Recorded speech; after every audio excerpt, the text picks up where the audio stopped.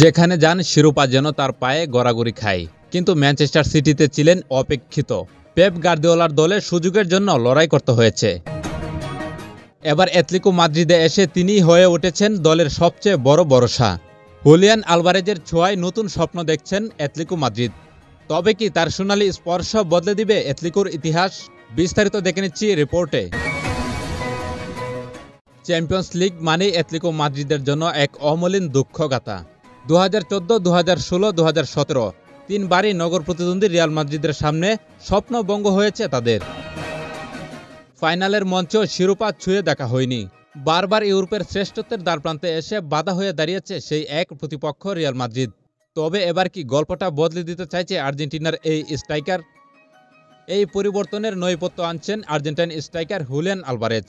অ্যাটলেটিকোর নতুন আর্জেন্টাইন সেনাপতি, যিনি ম্যানচেস্টার সিটিতে পেপ গার্দিওলার অধীনে অবহেলিত ছিলেন, অথচ দিয়েগো সিমিওনের অধীনে এসে হয়ে উঠেছেন দলের আক্রমণের নতুন প্রাণভোমরা। 85 মিলিয়ন ইউরোতে দলে আসা এই স্ট্রাইকারকে নিয়ে নতুন স্বপ্ন দেখছেন অ্যাটলেটিকো মাদ্রিদ। আর্জেন্টিনার বিশ্বকাপ জয়ী ফরোয়ার্ড হুলিয়ান আলভারেজ অ্যাটলেটিকোর আক্রমণ বাক্যে বদলে দিয়েছে।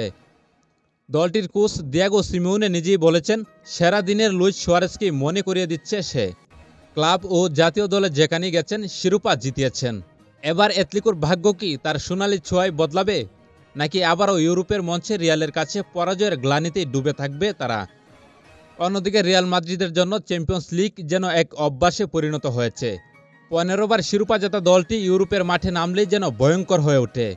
তাদের স্কোয়াডে Kylian Mbappe, Vinicius Junior, Jude Bellingham, রদ্রিগোর মতো তারকারা আছেন, যারা এক মুহূর্তেই ম্যাচের মোড় ঘুরিয়ে দিতে প্রস্তুত। তবে সাম্প্রতিক পারফরম্যান্স নিয়ে কিছুটা দুশ্চিন্তায় আছেন দলটির কোচ কার্লো আনচেলত্তি। শনিবার রিয়াল বেতিসের কাছে হারের পর রিয়াল কোচ কার্লো আনচেলত্তি বলছেন, এমন খেললে মঙ্গলবার আমরা জিততে পারবো না অ্যাটলেটিকোর বিপক্ষে। কিন্তু এটাও ঠিক, চ্যাম্পিয়ন্স লিগে রিয়াল কখনোই সহজে হারে না। এই মঞ্চে তারা বারবার নিজেদের অপ্রতিরোধ্য প্রমাণ করেছে। আগামী ম্যাচেও কি তারা সেই চিরচেনা রূপে ফিরবে? তবে সব জল্পনা কল্পনার অবসান ঘটিয়ে মাঠে নামছেন দুই মাদ্রিদ ডার্বি। বাংলাদেশ সময় রাত 2টায় বার্নাব্যুতে শুরু হবে চ্যাম্পিয়ন্স লিগের মহারণ রিয়াল মাদ্রিদ বনাম অ্যাটলেটিকো মাদ্রিদ। আলভারেজ কি পারবেন অ্যাটলেটিকোর ভাগ্য বদলাতে, নাকি রিয়ালের রাজত্বের সামনে আবারও ভেঙে পড়বে তাদের স্বপ্ন?